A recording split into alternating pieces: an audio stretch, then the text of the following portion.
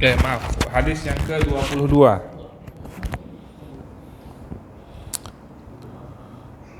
An Abi Abdillah Jabir bin Abdillah al-Ansari radhiyallahu anhuma anna rajulan sa'ala Rasulullah sallallahu alaihi wasallam faqala.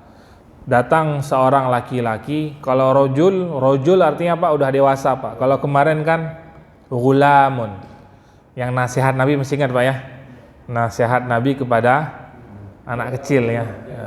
Ya. Apa Pak Amri? Jaga Allah. Ihfadullah yahfaduka. Gimana Pak? Udah disampaikan nasihatnya Pak? Buat cucu Pak. Sambil duduk Pak, sambil jalan-jalan dikenalkan Pak. Itu memang paling enak.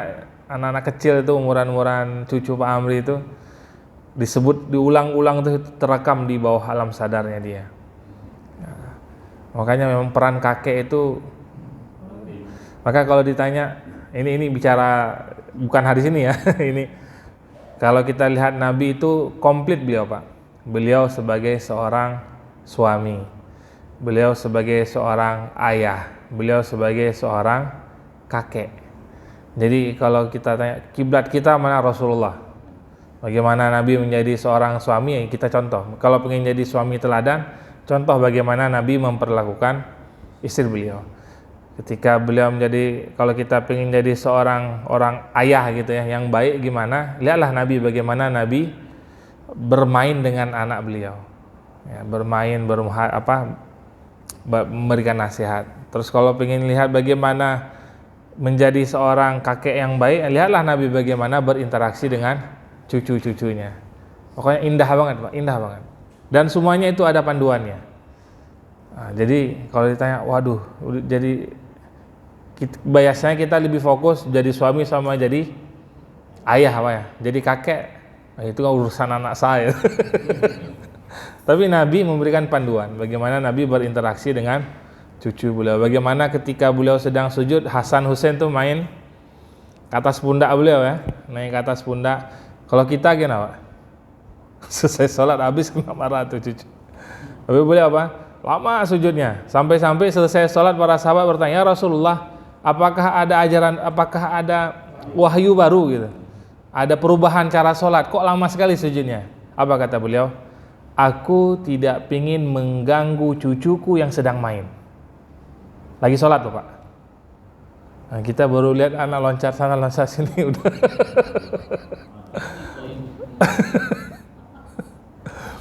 Ya, itulah ya dinamika ya. Kita perlu belajar banyak lagi lah dengan Rasulullah. Nah, kembali ke hadis ini, hadis 22 dari hadis Arba'in, bahwa datang seorang laki-laki bertanya kepada Rasulullah, "Ara'aita idza shallaitul maktubat?" Wahai Rasulullah, bagaimana pendapatmu seandainya aku sholat wajib? Artinya sholat fardu nggak aku tinggalkan. Wasumtu Ramadan, kemudian aku berpuasa Ramadan. Wa ahlaltul halal wa haramtul haram, aku halalkan yang halal dan aku haramkan yang haram. Walam azid ala dzalika syai'an, dan aku tidak menambah-nambahkan atau tidak mengurang-ngurangkan dari apa yang sudah engkau perintahkan. A'adkhulul jannah, apakah aku akan masuk surga? Qala na'am, Nabi menjawab, ya, kamu pasti masuk surga. Sederhana kan Pak? Artinya selama kewajiban yang Allah perintahkan kita laksanakan, udah pasti masuk surga. Di sini bahasa Rasulullah tidak ingin memberat-beratkan umat Pak. Tapi ada lagi nanti orang-orang Baduy seperti yang pernah kita kisahkan ya. Mereka kalau disuruh sholat langsung Pak, susah Pak. Jadi apa kata Rasul? Udah kamu ucapkan la ilaha illallah masuk surga. Nah, tapi tidak bisa menjadi patokan buat kita. Cuma ngucap itu aja terus nggak sholat-sholat. Nah, bagi kita nggak berlaku itu Pak. Bagi orang yang baru masuk Islam mu'alaf gitu, udah itu dulu awal perintahnya. Adapun masalah perkara sholat ya dia belajar. Nah, tapi kalau kita udah dari kecil udah ya memang udah lahir dalam keadaan Islam, masa berlaku seperti mu'alaf tiap tahun gitu kan? Udah sampai tua masih berlaku seperti mu'alaf gitu ya. Minta dispensasi terus gitu. Nah, ini yang nggak boleh. Makanya dalam perkara ini di antara pelajaran yang bisa kita ambil juga dalam hadis ini disebutkan bahwa kita perlu juga bertanya kepada ulama tentang syariat Islam gitu ya. Ketika kita nggak paham ya kita tanya.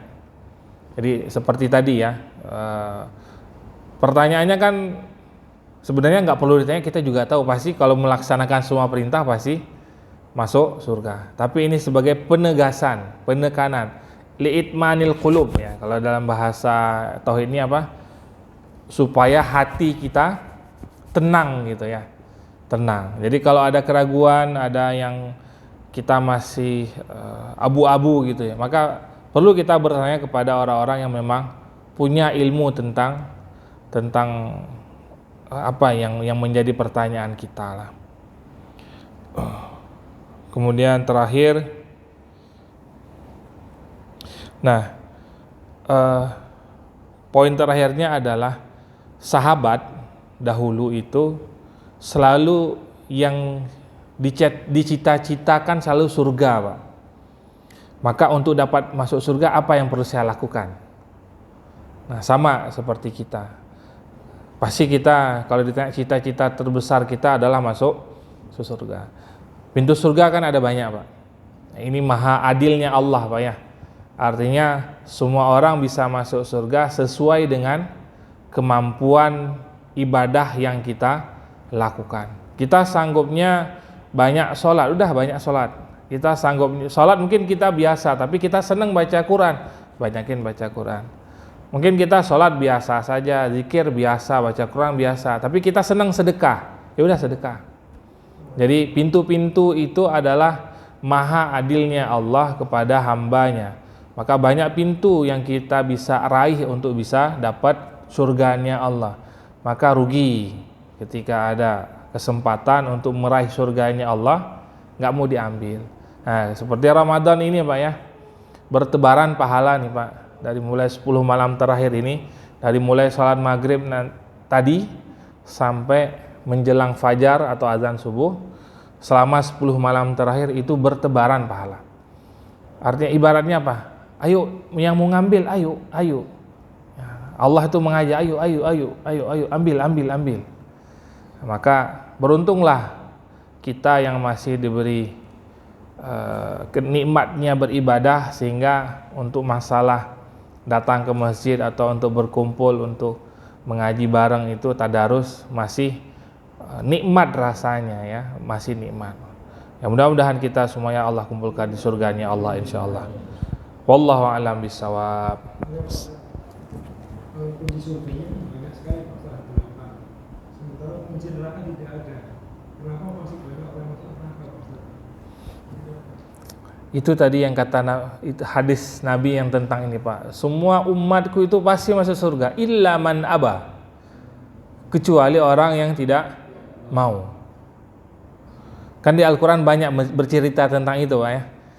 Walaupun dia nanti udah mati nih, dia minta pengen dibangkitkan, nanti pengen beribadah, nyatanya juga nggak beribadah.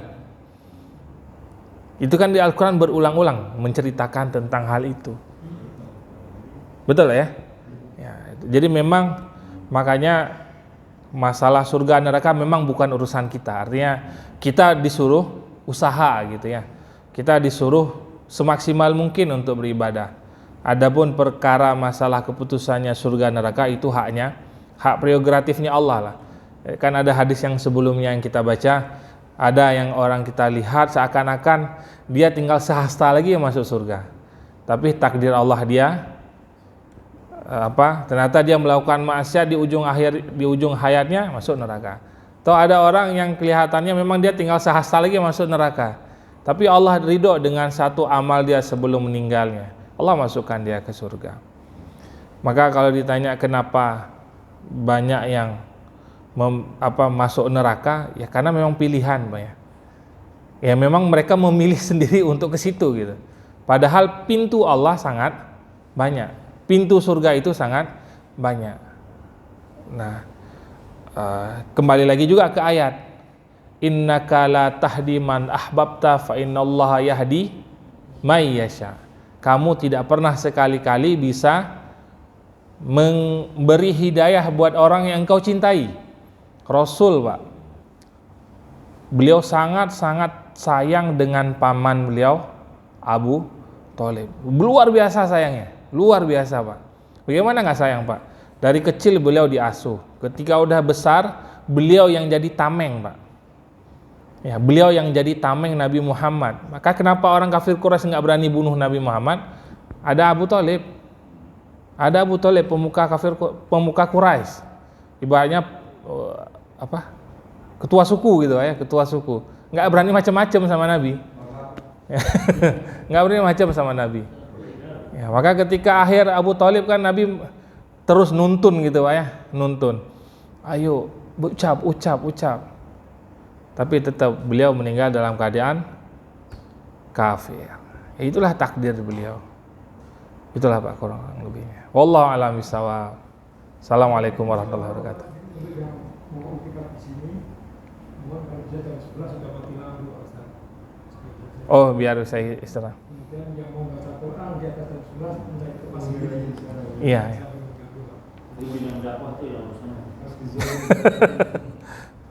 Boleh, betul Pak.